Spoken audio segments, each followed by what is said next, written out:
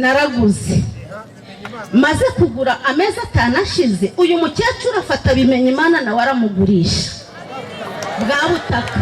Ngo mu mwaka w'ibihumbi 2012 nibwo Bimenyimana Desire wo mu karere ka Musanze yaguze ubutaka na Mukajambo Beatrice utuye mu murenge wa Cyuve muri aka karere ka Musanze. Gusa ngo Bimenyimana mu kugura ubwo butaka hashize igihe yamenye ko ubwo butaka yaguze bwaragurishijwe undi muntu, maze asaba ko yahindurirwa agahabwa ahandi cyangwa agasubizwa amafaranga ye, nk'uko bivugwa n'umugore we wari unaharagura uwo murima.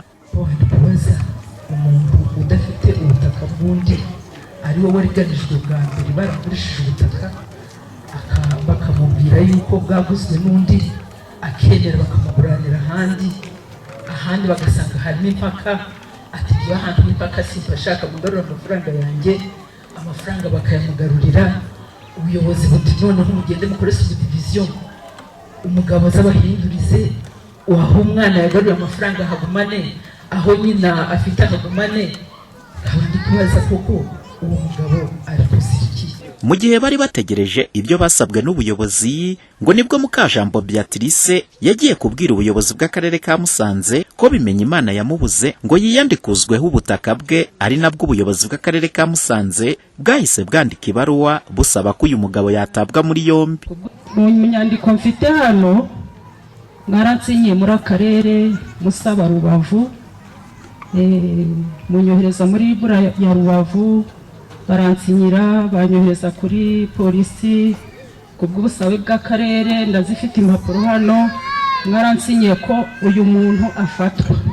Noneho uyu muntu nta kindi kibazo yagomba gukurikiranwaho iyo yubahiriza amabwiriza yasinye ko urugo rwanjye yarwibarujeho, noneho akaba asaba ubuyobozi bw'ubutaka ko bumukuraho urugo rwanjye rukabunyandikaho. Yabuze akananga kuza kugira ngo aze gufasha kwikuzaho ubutaka butakirubu. So ni niyo mpamvu twanditse tuvuga ngo ashakishwe afatwe aze, kuko yatubwiraga ko yanze kuza. Yarahari ku ntago yaraje uwo Bimenyimana yaraje na Land Officer ari hariya twarahageze. Uku kubeshya ubuyobozi bw'akarere ka Musanze Mukajambo Beatrice yakoze ngo byatewe n'uburiganya yakoze ubwo yagurishaga umurima we abantu babiri batandukanye, nk'uko bishimangirwa n'umuhungu we ndetse n'uwo yagurishije umurima bwa mbere. Naraguze maze kugura amezi 5 ashize uyu mukecuru afata Bimenyimana na waramugurisha bwa butaka.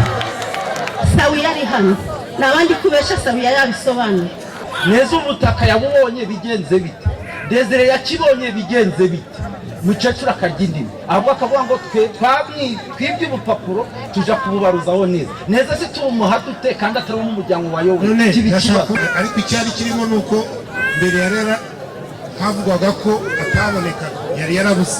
Niyo mpamvu twanditse n'izo mpapuro nk'akarere, turaza kuvugana no muri RIB hanyuma tugaragaze ko uko twakurikiranye ikibazo.